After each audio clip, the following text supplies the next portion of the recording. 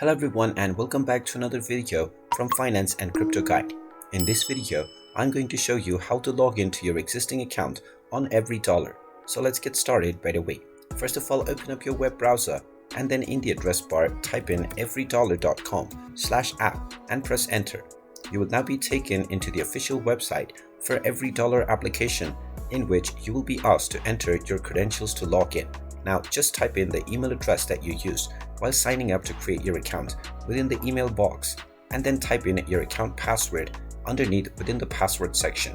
In case you have forgotten your password, you can click on the Forgot Password button to reset your credentials. Then click on the Sign In button and you will be logged in to your EveryDollar account right away, and you will directly be taken into your dashboard.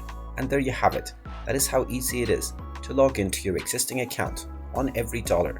If you find this video helpful, make sure you hit that like button and subscribe to our channel if you haven't done so already.